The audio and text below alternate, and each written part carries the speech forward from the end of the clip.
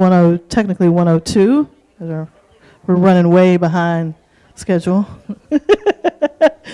So in this room, we'll have Adam talking stories and secrets of pro social media sports fan engagement. As he talked earlier, it will be more than just sports, or if you're not a sports fan or a little bit of a sports fan. I think we're all some sort of sports fan.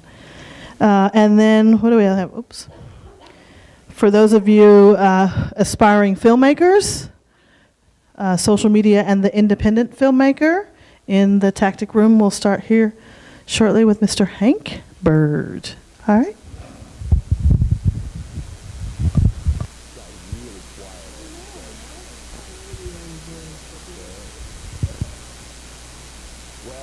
Good afternoon, and I should tell you that, I gotta do something here, but what I gotta do, turn this on,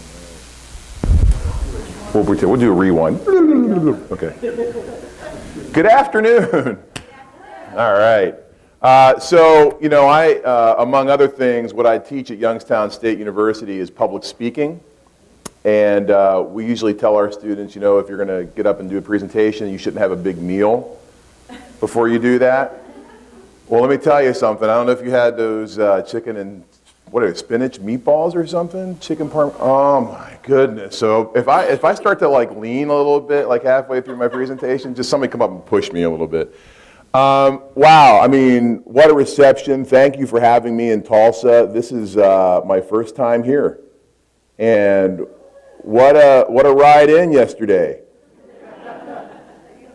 Now, I am to blame. Let me tell you, I just did something in Lincoln, Nebraska a couple weeks ago, and I swear the storm from Youngstown followed me to Lincoln. I mean, we landed, and there was like 3 feet of snow like 5 minutes later. It was terrible. So I apologize. I did bring the weather with me. I don't know how that happened, but it did. But it was pretty amazing. I mean, you look out one side of the plane, and it was beautiful. Sunset, I mean, it was gorgeous. And the other side of the plane, it was like the wrath of God. I mean, it was like lightning going off everywhere, pretty crazy. And then you could, I mean, you know, you want to talk about all the power outages and everything. It was really crazy flying in and seeing all the like swaths of houses were just completely out of power. So, but that said, this is a beautiful town. Had a really just a brief time to kind of look around, but it's pretty amazing what's going on here. And so thank you to Cheryl, thank you to SMTULSA and the group for having me out here. Pretty excited to talk to you. So this is a little bit of a departure from what I usually talk about when I talk about sports and social media.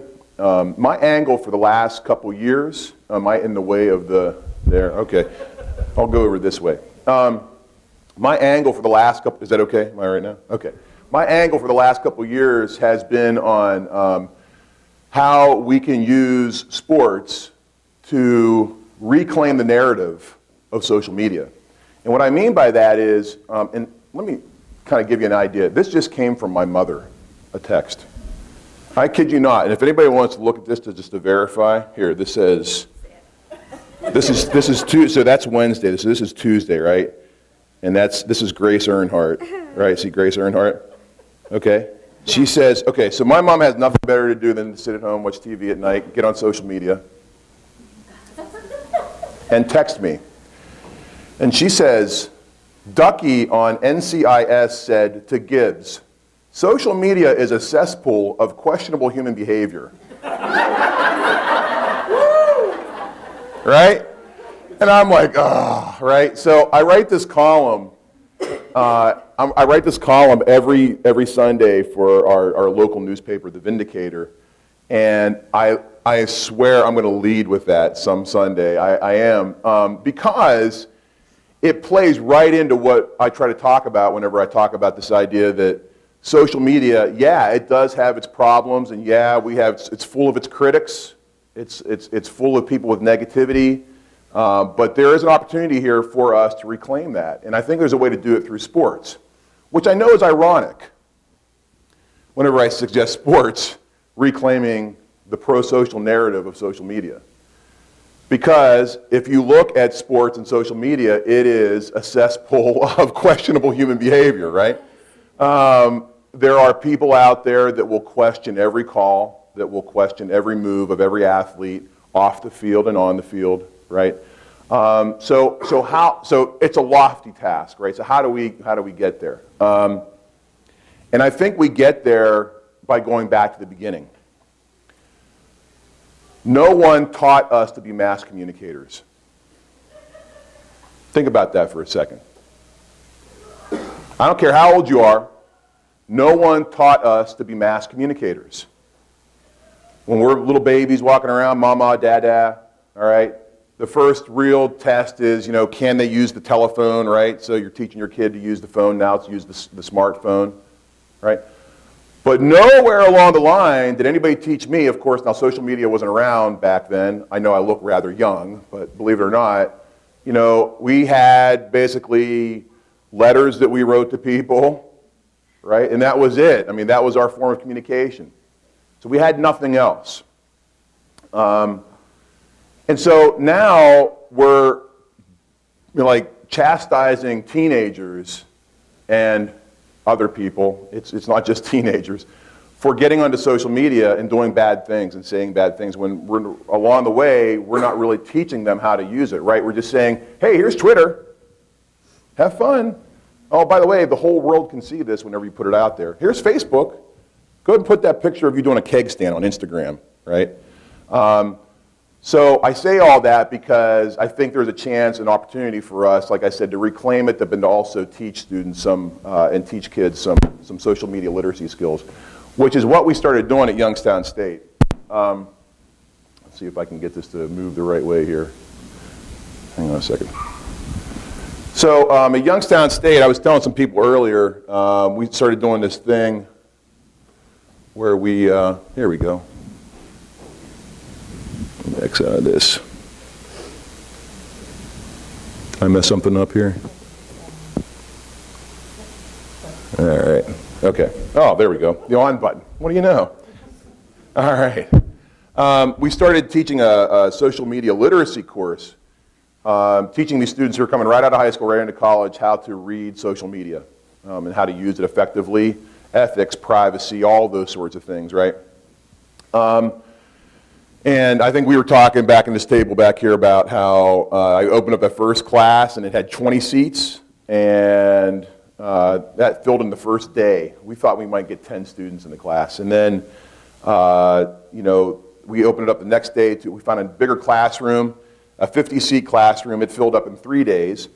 So now we have 52 students in this class right now. We pull seats in from the hallway because they crave it. They want it. Usually we get students who drop classes, and nobody has dropped this class because they realize the importance of having this information, of needing this information. So there's my, I put the SMTULSA one up there too. I'm sure you already have it. I put my Twitter address up there and my blog.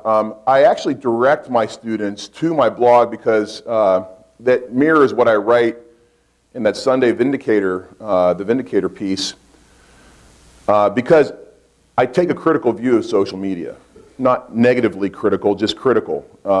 And I try to get students to rethink how they're using social media. Any chance that I get to frame it within sports, man, do they respond, right? And they're not all sports fans, or if they are, when we look at fandom anyway, it's on a varying, yeah, I'm a huge sports fan whenever it comes to this sport, or no, I'm not a sports fan at all.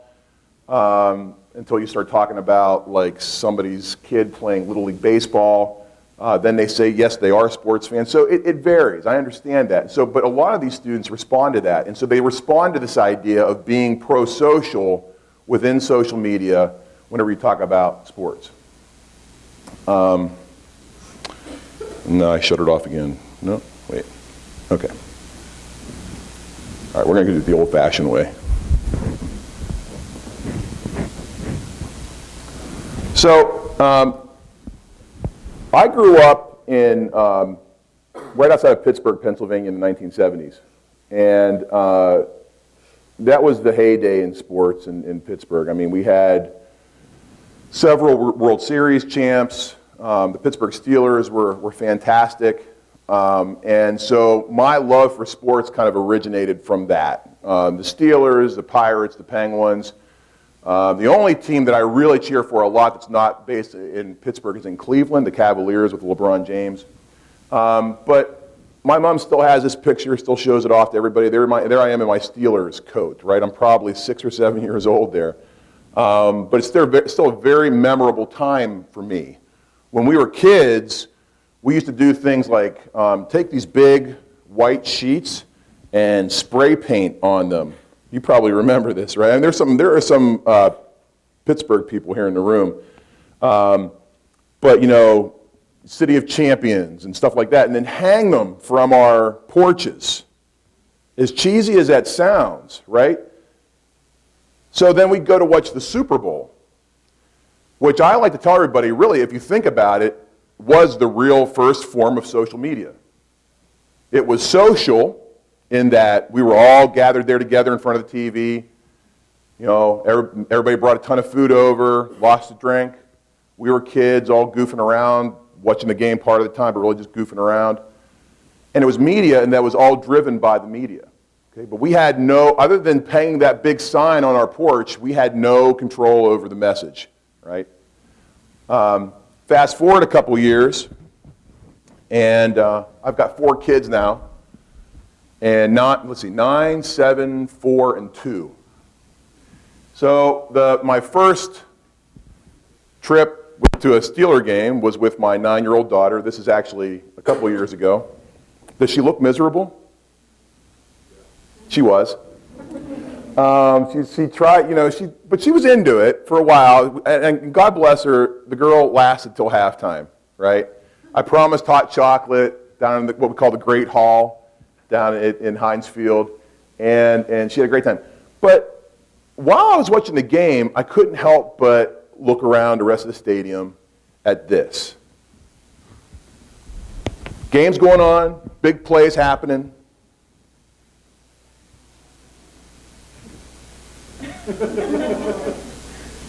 Oh. Not paying attention to the game. Like, I was shocked. I was like, how in the world? And so I got out my phone and I texted my wife, "You won't believe all the people on their phones at this game not paying attention." And then I realized what I was doing, right? And I thought, what in the world is going on here? Like, why are people so... And here, what they were trying to do, I think, to some extent, was not just connecting with people there at the game, but connecting with people outside the game, right? Saying, this is what's going on, this is cool. So trying to share the experience, not with just the people sitting next to them, but with the entire stadium, right? And with people outside the stadium, and I think that's pretty cool. So today, what I'm going to talk to you about, just kind of give you an idea of kind of a preview of the ideas, and I think I put this in the description too. These aren't secrets. I mean, I call them secrets, but it's just a ploy to get you in here to the room to listen to me. And what it really comes down to is, are there ways that we can leverage the same tactics that sports teams and athletes are using to engage fans for our businesses, and how do we get there? And how do we do that? And I think one of the last secrets I'm going to talk about is how we tap into motivations and what those motivations are and identities are, and how we can and how those might actually help us attract more people to our business. So, secret number 1, social media fan engagement is probably better than game time fan engagement. Okay? It's not to suggest that there aren't a lot of teams out there engaging fans during the game. We were talking about yinzers earlier, right? Yinzers. Do you want to tell them what a yinzer is? That's somebody from Pittsburgh. Yinzer is a person from Pittsburgh, right? Hey, yins guys, right? I mean, so I have a mat in my office that says yins welcome, right? So we call them yinzers, and I don't know if you're aware of this, but there's actually something called the yins cam. And the yins cam is now something that's used in stadiums throughout the world. And it was developed as a way to kind of capture the moment of you at the stadium, right? And so you can go, and it's a 360 view of the stadium, right? It was developed by a guy, I think he's a graduate of Carnegie Mellon University in Pittsburgh. And he went out and did this thing where you can go out and see yourself sitting in that seat and say, yes, I was there at the game, I was sitting at the game, here I am, I'm at the game right now. And you can share it with all of your friends on Facebook, Twitter, and other social media platforms. That's pretty cool. That's, again, a good way to get social media fan engagement, right? So we talk about, when we talk about fan engagement, we talk about pre-game, during the game, and post-game. But when I say pre-game and post-game, we're really talking about all that time in between games, or all that time, maybe even in the off season. It could be the off season, right? And so pre-game really is what we call social media tailgating.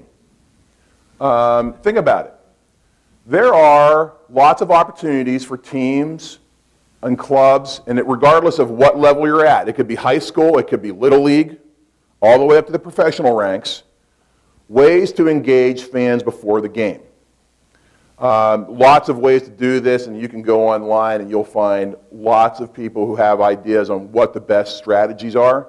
But things like fan zones, where you're going there specifically to engage with other fans, to promote the team, right? So imagine this thing right here, right? Which is what?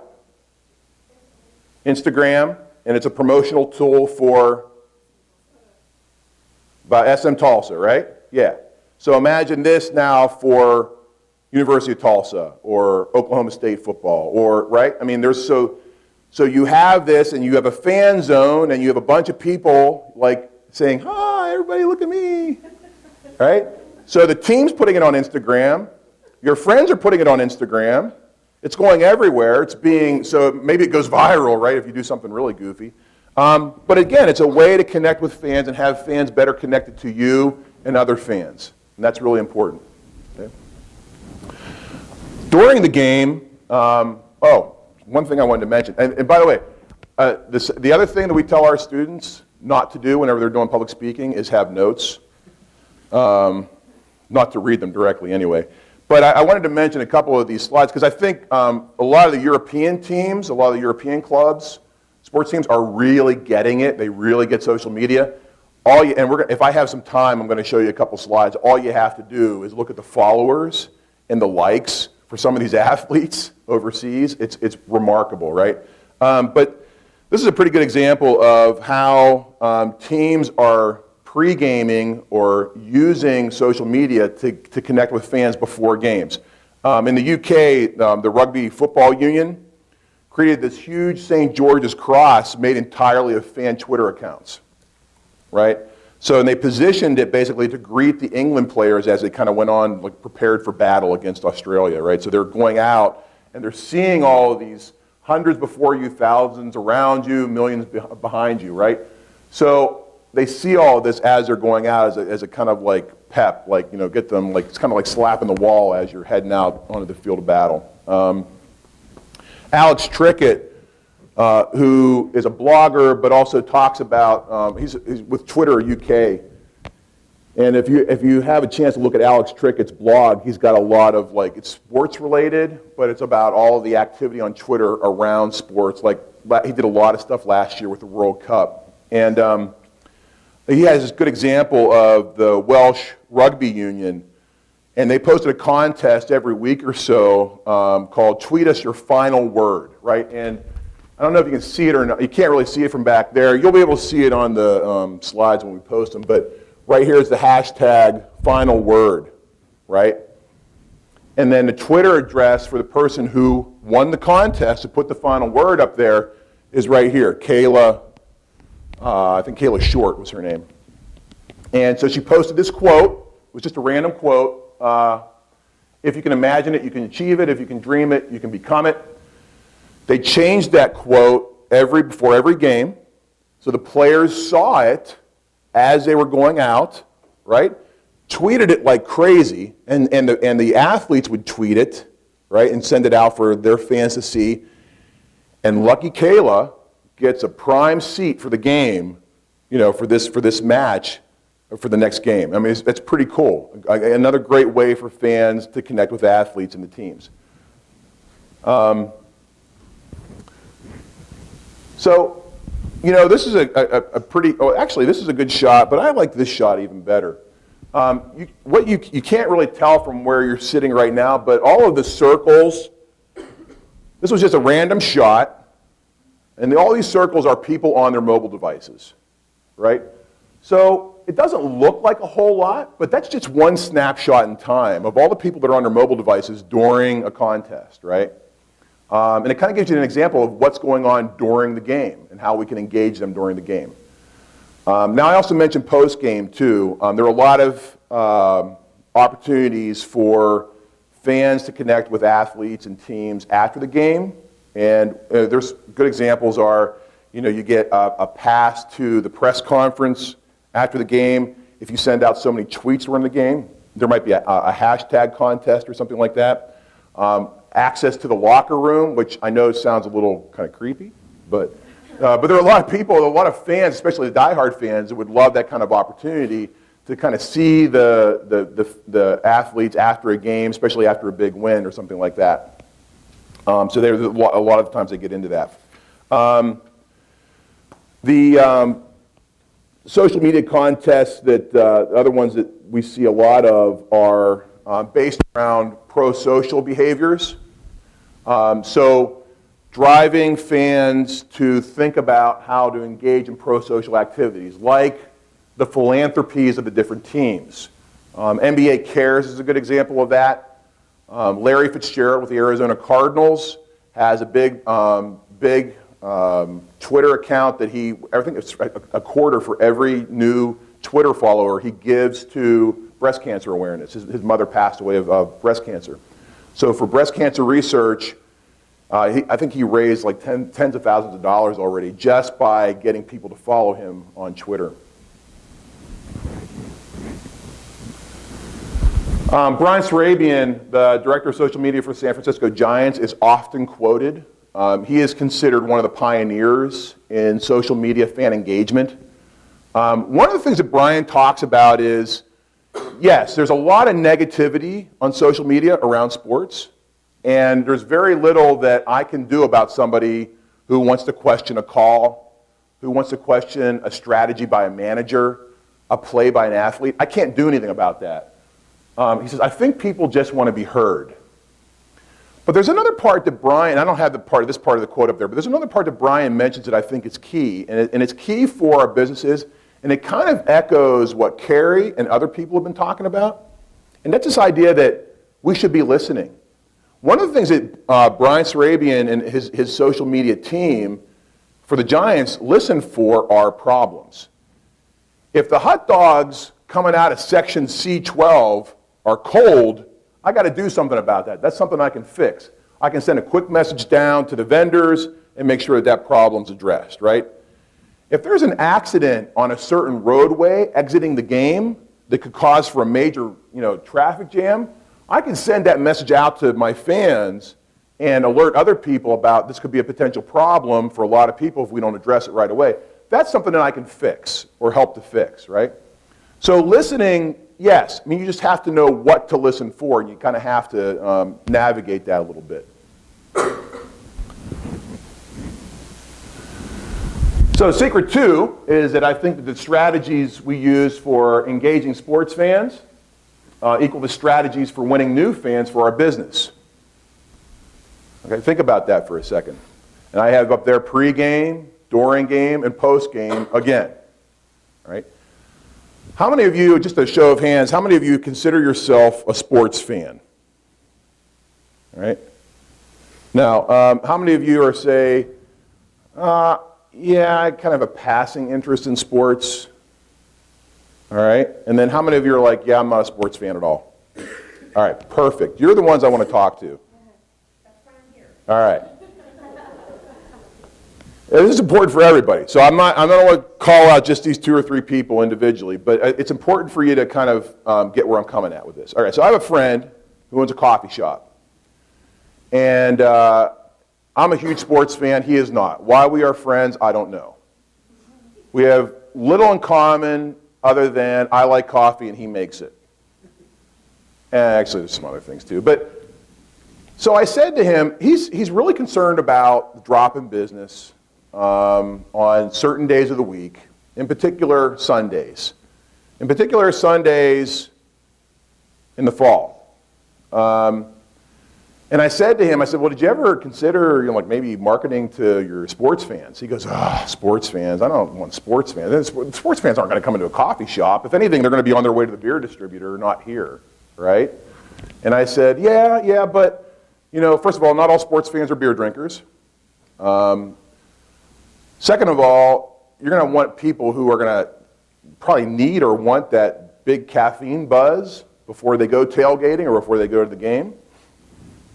We were talking about this earlier, one of the suggestions that came from the back table, which I'm going to take back to him, was this idea of creating these platters for tailgate parties, right? Because he makes some killer sandwiches. But this idea that there's so much more that he could be doing to engage the sports fans in and around our community that he never considered before. Never considered. And I said, in one date in particular, in early February that comes to mind, it's a Sunday, the Super Bowl, yeah, he does nothing for. Like, even a few tweets before the game, and I'm not saying he has to do some massive campaign, but say, hey, getting ready for the big game, why not check out? Okay, so there's some opportunities there that I think that even if you're not a sports fan, doesn't mean you can't tap into that audience. And I think there are a lot of opportunities to do that.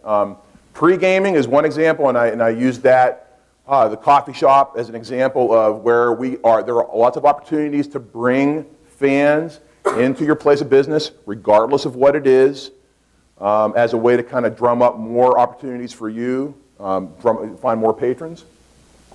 During the game, there are opportunities for you to tweet at, message fans who are at the game or who are watching the game to encourage them to frequent your establishment afterwards, right? Maybe direct them to a link where they can find more information. There are lots of places now that hold contests during games that aren't even related to the team, that are saying, hey, if you guess the final outcome of the game, the final score of the game, you win a free pizza or something like that, right? So lots of opportunities for that. Post-game, there are some opportunities there too, and a lot of these, like I said, kind of overlap because they come from they come from the pre-game, post-game. There's lots of overlap. Post-game, there's some opportunities there to kind of bring fans into your establishments afterwards. We see a lot of this with sports bars, which is a natural audience, but a lot of the restaurants in and around the Pittsburgh area on what we call the North Shore started to market a lot more during the game to get the post-game audience, and that really helped a lot.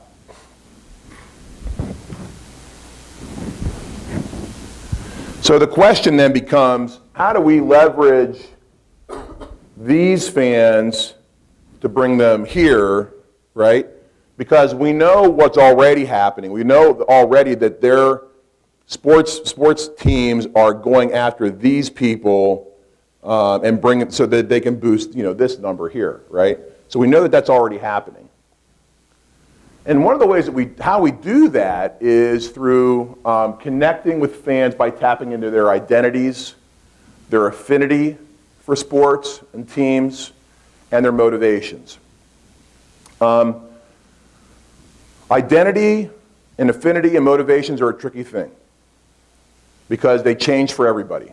They're different on varying levels for everybody. I mean, just go around the room. When we were saying, who's a sports fan, who's a sports fan, who's not a sports fan, saw different hands go up, even different levels of hands. Like there was kind of like, well, yeah, it's kind of me. Oh, that's me. Right? So we're all very different, right? We all have different motivations. But there are some constants with motivations for sports. And excitement happens to be one of the first motivations.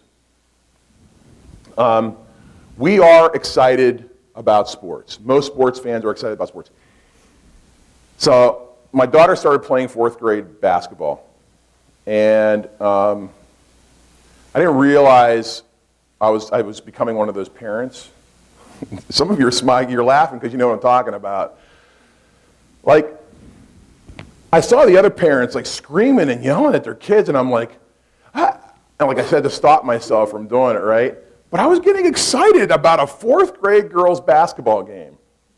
And they're running up and down the floor, and I'm screaming and yelling, and I'm excited about it. Like I'm like living vicariously through my fourth grade daughter running up and down the floor.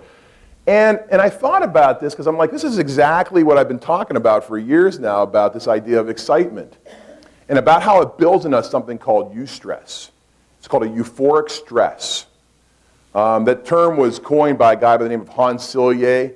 Selye's long since passed away, but I think about him a lot today because that's who I feel like I'm turning into. I'm turning into this guy who's got these high levels of euphoric stress. Do you ever, if you are a sports fan, if you're watching a game and it's a really tense moment in the game, do you ever feel like you just had to kind of walk away? That's eustress, right? I got to leave the room. Can't watch this. I can't. My wife is that way. She will turn the TV off or she'll go to another room and I'm not even allowed to tell her what happens. Right? So that's eustress. So we live vicariously through our favorite teams. We do so through something called eustress. So that's a motivation. So tapping in to your fans' motivations. Another motivation is social utility. Even if you're not a fan of sports, one of your motivations might be to use that as an opportunity to connect with other people. We used to have the term called football widows.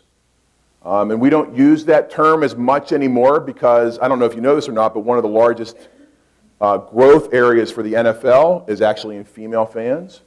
But it used to be, we used to use this term football widows because it was that point in time where Saturday, Sunday, the husband's sitting in his rocking chair with a beer in his hand, remote in the other, watching a game, and the wife is off somewhere, and she can't talk to him, don't have any interaction with him, don't bother him. And so we use that term football widow. That's changed a lot. Now, sports are seen as a way to bring everybody together, right? Even people that aren't with rival teams, right? Fans of rival teams, even they have an opportunity to come together to interact. One of the great examples of this is the LA Kings. The LA Kings have this different approach. Carrie was talking about Jimmy John's earlier. Do you remember that? And about how Jimmy John's has their own voice on social media. Well, the LA Kings are kind of like that too. So they're in the National Hockey League, and they actually go out and actively taunt fans of other teams. Think about that for a second, right? It's risky. It's a little risky, but they go out and actively taunt, but they're doing it as a way to connect their fans with the fans of other teams, with rival teams. In a good-hearted, it usually doesn't get nasty because people know now what it is. It's just, playful banter, playful, bickering. And they really get into it. They really like it. Oh, and there's my image for social utility. All right. That's one of those, I always wanted to superimpose my head over one of those people because it's one of those stock images. So, sorry. Anyhow, all right. And then another motivation is escape. We use sports as a way to forget about life for a while, right? I think that's a Cheers line from the theme song for Cheers. Anyhow, but yeah, we do. We use sports as a way to forget about things, right? It's a nice escape. With all the problems going on in the world, it helps us forget about work, right, and problems at work. It helps us forget about if we're having issues with boyfriend, girlfriend, husband, wife, family, whatever, right? We forget about that. And just kind of get into that moment, again, because it's a good kind of stress. So it helps us escape all of that.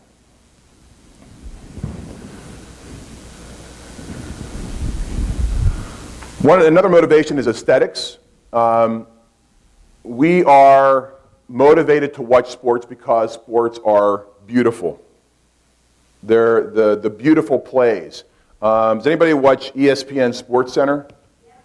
Yeah. There's a sports fan for you, right? Why do we have the top 10? Who said yeah really loud? Okay, so why do we have a top 10? Why do we watch Sports Center? Why do we care about the top 10?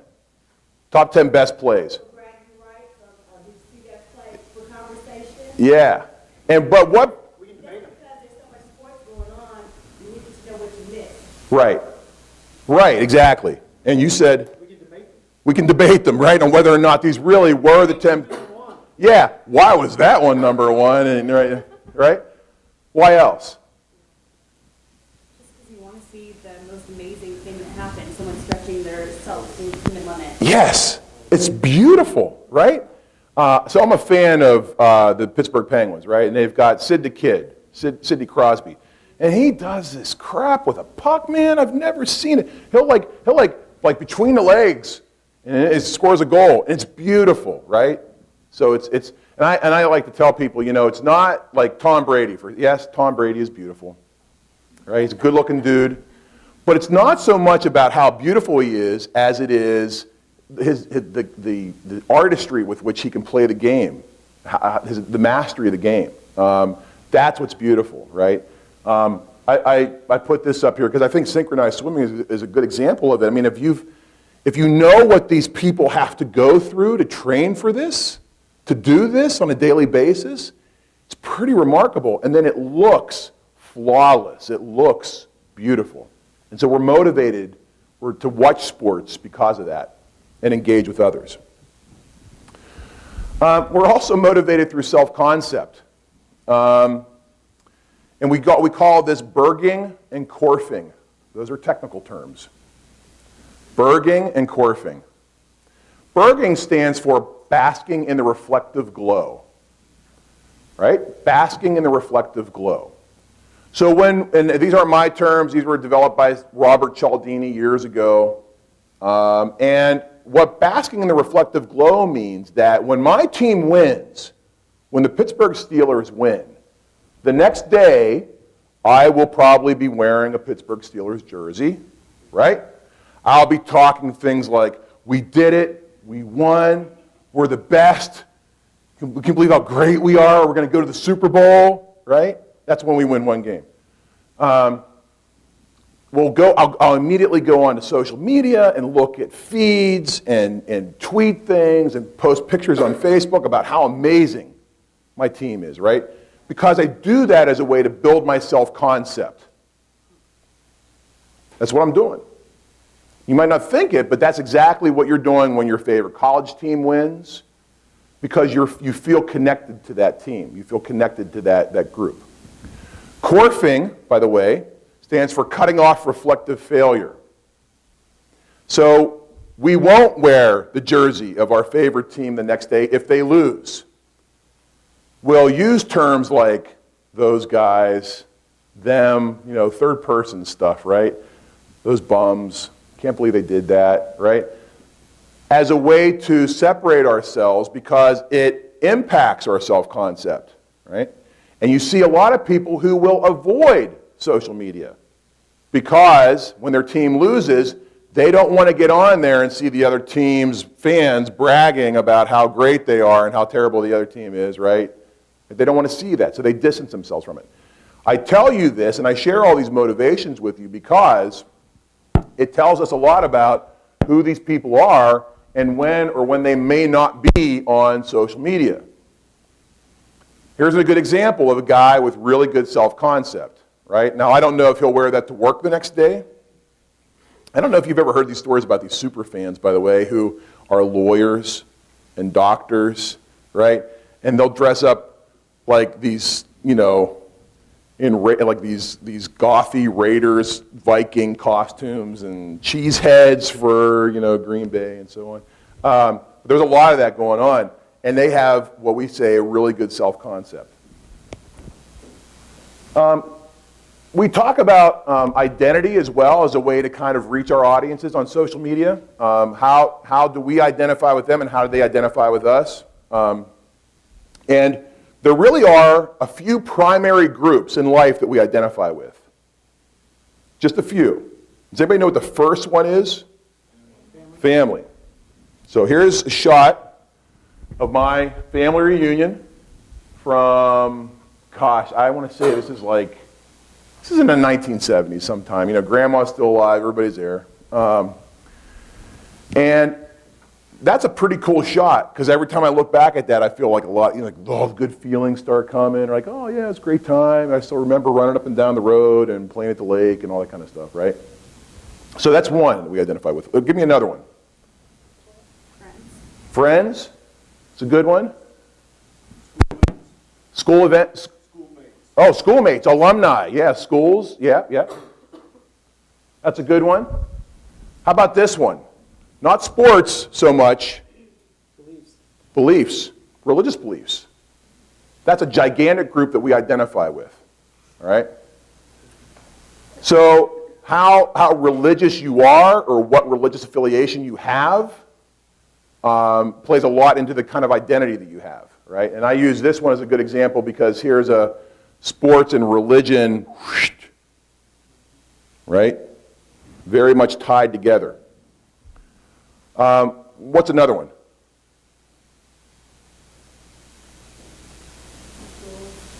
Schools, colleges, a good one. We're going to get to that one in a second. How about careers, jobs? Yeah. I mean, what industry you're in? Industry. Right, industry, because and that's why one of the reasons why we're all here, right? I mean, and what's one of the first things you do when you walk up to somebody? Hey, what do you do, right? So where do you work, right? And so because you're trying to find what's that connection between you two. I mean, you don't talk about religion because that's not a very good opening line. Oh, you just asked. Oh, thank you. I was waiting. That's one of the ones I was looking for. Yes, those are two things you do not talk about, right? And one place that you do not talk about them is where? Work, yeah. Social media, right? The biggest turnoff on social media for a lot of people is when you start ranting about some political thing or some religious thing, okay? Bryant Gumbel called it the third rail of polite discourse. Politics, religion, and race, right? Things that you should have, I mean, now obviously Starbucks has a different idea about that. That's working for them, and I actually applaud them. I mean, because it's about time that somebody is at least taking a bold step to try to get us to rethink this idea of what it means to make, or to reclaim that narrative on social media. So at least they've done that. But yeah, those groups we identify with, and they're very important groups to us. How we leverage those identities to advance our messages for our businesses is really important. And I think this is a key one right here. Sports. So this is your local WNBA team. The Shockers, right? The Shock, sorry. They're shocking. The Shockers, the Shock. Okay. And they play right across the street here, right? Man, I was thinking, because when we're talking about Secret 1, Secret 2, the pregame, during game, postgame, there are so many opportunities there, right, to reach the kind of audience you want to reach. Even with some of the other issues that we're talking about today, some of the other areas that we're talking about today in health, Dayspring was a good example. I mean, so are there ways that we can kind of reach these other audiences through sports, and maybe through specific sports, I think is an opportunity there too. And then obviously, we've been talking about the college one too. I just found this picture on Google this morning. I had to throw it in here because Oklahoma State and Oklahoma University, are there different, so and University of Tulsa, right? So those are like, you're either a fan of one and not the other, right? So is there some, it all depends?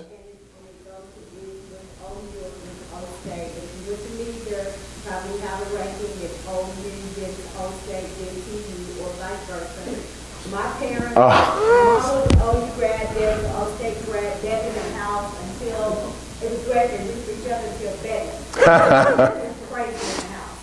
But secretly, my father went to OU grad. So it's like the relationship status on Facebook. It's complicated, right? Yes, right? And we've got the same thing going on in Ohio in different varying degrees. Like if you're at Youngstown State, which is a D1 2A football program, our president is Jim Tressel, and Jim Tressel used to be the head coach for Ohio State. So by virtue of you being at Youngstown State, you have to be a fan of Ohio State too. It's a weird dynamic. So yeah, it's complicated, right? But I think there are ways to, again, leverage that identity with local college, because if there's ever an identity, it's you carry with you throughout life, regardless of where you go. It's that identity to the college that you went to. Yeah, I mean, we think about high school and high school reunions, but your college alumni group, I mean, they're always hunting you down for money and everything else, but they also, because they know that you have that deep connection, that deep love for your alma mater, right? And then the big one is location. I have a theory, and we were talking about these Pittsburgh Steelers groups that are kind of popping up all over the place, all over the world, really. And the same thing happens with the Cleveland Browns. Now, if you know the difference between, first of all, the Cleveland Browns of the NFL and the Pittsburgh Steelers of the NFL are two huge rivals, right? So they're rivals.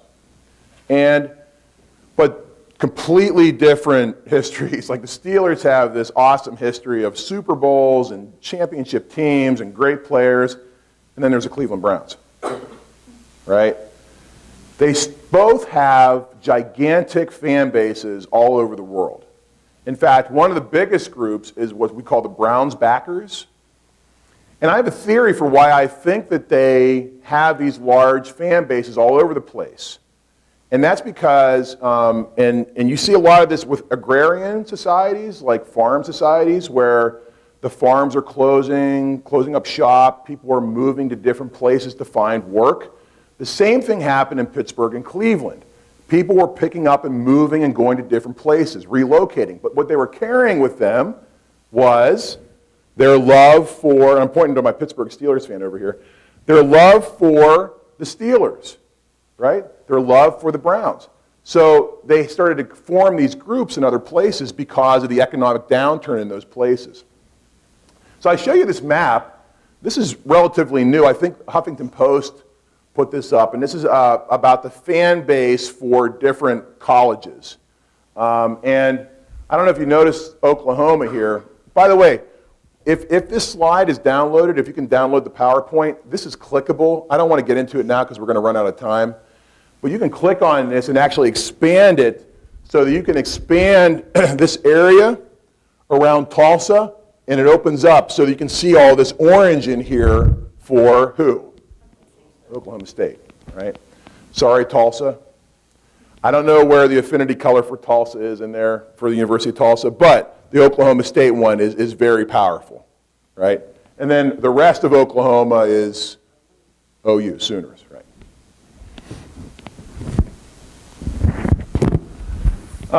And again, this is another one that's going to be clickable. You'll be able to, we're not going to get into this right now, but you know, we're talking about how you can reach fans during games, during contests. And Twitter posted this. This is the last Super Bowl. Does anybody remember seeing this? Yeah, pretty remarkable. And it's a timeline that when you click on it, this timeline actually moves along. And these footballs represent scores. Okay, and then there's a microphone here for when Katy Perry comes on, right? And then there's another microphone for when the halftime show is done. And then more footballs. And then there's actually a part down here that I think I might have cropped out, where like the last few plays of the game were pretty intense. And what this map does is all of those lights, right, it explodes during certain parts of the game because of all of the Twitter activity at that point in the game. And you know whenever it really exploded? At the end and at halftime. I don't know if you know this or not, but there were something like, and I'm going to get the numbers wrong here, so don't hold me to this, but there was something like, it was the most viewed television show in the United States ever, was the Super Bowl, right? Last year's Super Bowl was number one last year, now they're number two. There were 114 million viewers for the Super Bowl, SB 49, right? During the halftime show, there were 118 million viewers. I don't know what happened if all of the kids started tuning in to see Katy Perry. I know I wanted to see Lenny Kravitz for the 2 seconds that he was on, but I was really not happy about that. But it was amazing. So all of these kids then, and if you look at the breakdown in demographics, started tweeting about, oh my God, did you see what Katy Perry was wearing? She looks so cool, right? All that stuff started happening, and they were a completely different part of the audience were on there tweeting about that, right? So how we connect with those people during the game also has a lot to do with the breakdown in demographics. Right? Now, I was mentioning that this idea of creating this pro-social narrative for trying to find ways to get people to contribute more to their community, to be more community-minded, has really taken off in Europe. And we're starting to see bits and pieces of it happen here in the United States. A lot of it is athlete-driven, but some of it's driven by the clubs. What you see up here are the organizations, athletic organizations worldwide that have the largest amount of likes on Facebook. And of this, I think it's all but 2 are outside the United States. So the NBA and the WWE are the only 2 within the United States. Athletes, oops, what did I do?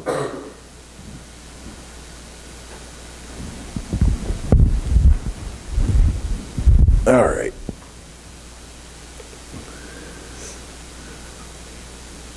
Athletes with the most likes also, most of them are outside the United States. And what's interesting about it too is that the athletes with the most likes, one of them is not even really actively playing anymore. So Michael Jordan is number 10 on that list, and he's not even an active athlete anymore. These are Twitter followers.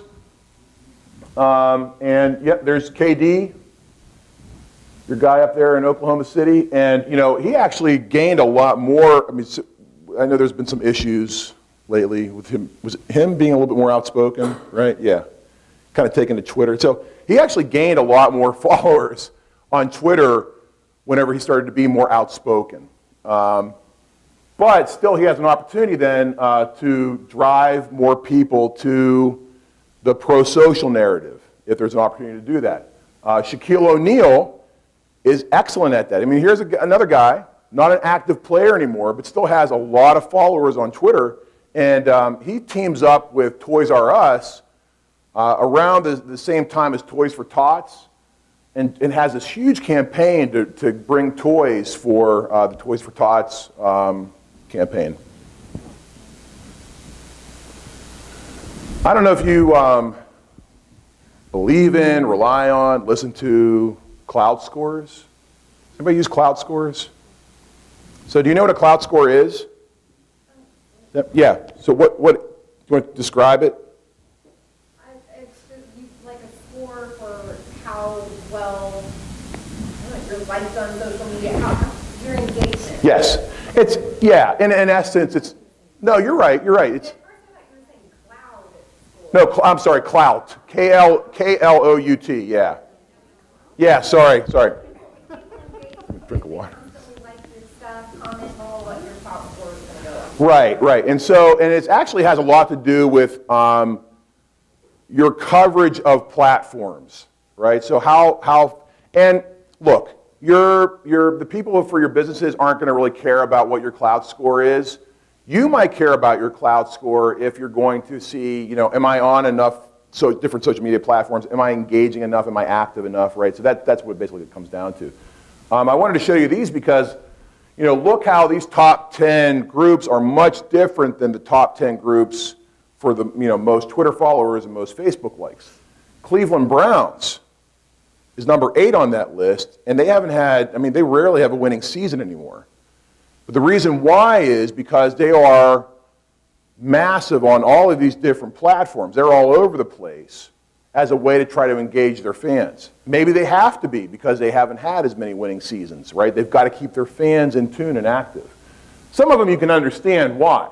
The New England Patriots, of course, the Los Angeles Dodgers with a big fan base, and obviously WWE. Have massive following in WWE. And here are the athletes. Larry Fitzgerald, again, we're talking about him with breast cancer research, breast cancer awareness, and some of the activity he does there. Very active, very high cloud score, because again, he's on all sorts of different social media platforms, and people are often engaging him there. So I wanted to save some time for questions, if you have any. One of the things I just wanted to recap real quickly I think, when we connect sports and social media, that it can be better than the stadium, can be better than the live setting. At the very least, I think what it can do is get more fans engaged in what's happening, right? I almost thought that maybe teams would start sending out tweets like, hey, stop tweeting, watch the game, or something like that, right? But a way to kind of get fans more engaged in what's going on. I think there are some ways, and again, there's lots of strategies out there, lots of people that write about this if you wanted to go research it, but a lot of ways you can kind of translate those strategies into strategies for your own small business. And then obviously some ways that tap into identity, motivation, and affinity for sports. When I wrap up any of these talks, I like to close with just a couple things. There's so much negativity on social media that, yes, there's a way to kind of create this new narrative, reclaim the narrative through sports, but it requires for all of us to be more mindful of what we're posting on social media. I tell my students that whenever they go out, the first thing that they should do after class, every class, is send out some positive message on Facebook, right? Or a positive message on Twitter. And I had them do this in the first class. I said, when you leave class today, I want you to send, I'm going to look, I want you to send out a tweet with the hashtag for our class. I want you to say something positive about Youngstown State University. And so, they immediately go out and they're like, I'm so glad I chose to come to Youngstown State University. Just had a great class with Adam Earnhardt, whatever. Then I got one student who said, Youngstown State University parking is great. So she got me, right? But it was funny, right? And, of all of the posts that day, that one got like 47 likes or retweets or whatever, right? So she got me, but it was good, right? And it got them thinking about what it meant to be mindful, to be positive, and to be engaging in social media. And I think that that's where the real opportunity is for all of us. I mean, whether it's sports or some other genre, some other business, right? There's a way for us to kind of do that, be engaging, and be pro-social. So that's my talk. If you have questions, I can take them. If you've got ideas that you want to share with, things that you might be doing, we can talk about that too. So thank you.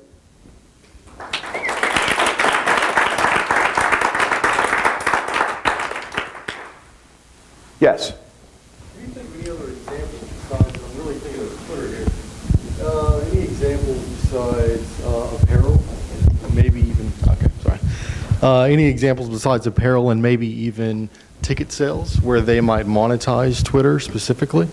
Because my thinking is that you're right, people aren't watching the game. And if they're not watching the game, although stats have shown that they have mobile and in front of TV, but a lot of them may not be seeing the commercials. Yeah. So do you think that, or do you know that there's any plan or any kind of initiative to replace some of that revenue that they may be losing on Twitter, or are they just replacing with community?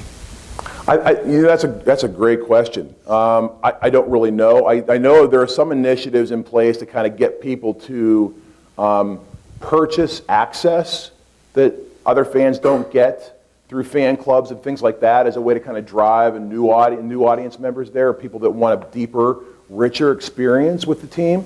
But those probably aren't the kind of fans you're talking about, right? No, probably not. I hadn't thought about that, but no, probably not, because you would probably in their situation want to tap the...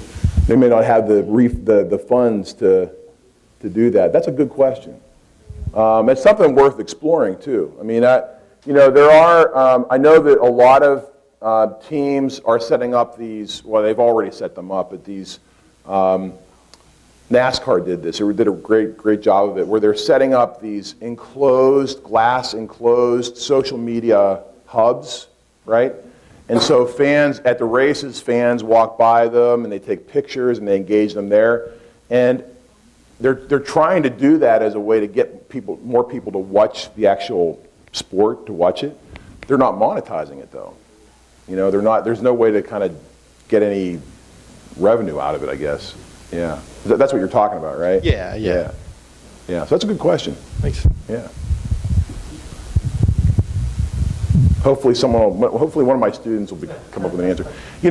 One of the things I wanted to mention too, I don't know if how many of you are connected to a university right now? Like you're a student there or you're working there? Okay. I don't know if you're seeing this, but we launched this social media minor, and then now we have a major. I am getting an influx of requests for social media interns like I've never seen before. What I mean before, I mean like in the last 2 years. And it is so much so that now we're actually ranking our students on their expertise for social media before we even introduce them to clients or to potential internship locations. That might be a way for you, if you're struggling with not knowing how to get your social media campaign off the ground, that might be a way to kind of do that, right? To go out and find these interns and get them into your businesses. Even if you don't have a job for them, it's a good way to kind of bring the most recent expertise into your place of business to kind of kickstart it. I'll tie that into LinkedIn. So I teach a social media class for the University of California, Riverside Extension Center. The majority of their students are international students who are here working temporarily, but will eventually need to find full-time jobs if they want to stay in the States. Yeah. And so they're looking for internships. And what's interesting is part of their requirement for my class is to get their LinkedIn profile. It used to be 85% or 90% kind of thing, and now I think they do experts again. They changed the voting, but I try to make sure that their LinkedIn profile is at a certain level. Also, there's some responsibilities for Twitter and Facebook. And one of the Facebook requirements is when I go to your page, I don't want to see everything. I only want to see the cover page, your profile photo, your about section should be filled out. Everything else should be off limits, other than the public posts. Yeah. Something really kind of PG-13. And I will add to that too. When we get them into the internship locations, and this is key. I was a webmaster, e-marketing director before I went to the dark side and started teaching at a university. And we tell our interns, and we did back then, that when you go into these locations, you need to set them up with their social media platforms, right? Maybe Hootsuite or Sprout Social or whatever you're going to use. And you need to teach the place how to use it, because you're not going to be there forever, right? I mean, you might be a 4-month, 5-month internship, and then you're gone, and then they're scrambling to find a new intern. But teach them how to use it so that they can get out there and do it on their own, right? And realize how, in some ways, simple it is to manage their own campaigns. And I think that's really important. You are remarkable. You guys all stayed awake after lunch. She did yawn. I saw one yawn over here. Somebody, was that you? Yeah, that's okay. That's good. I completely get it. But no, that's all right. That's all right. All right, hey, thank you very much. Look, you got my Twitter address. If you have any questions, if I can help you with some strategies or whatever, contact me anytime. I'd be happy to help. All right, thanks a lot.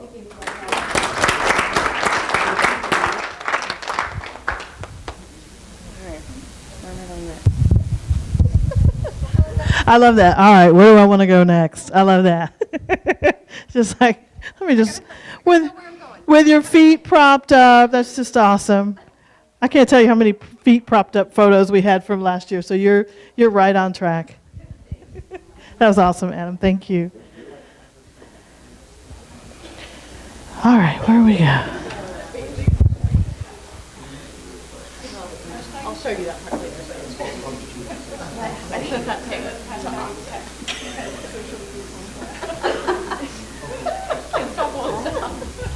Oh, you're up next? Get the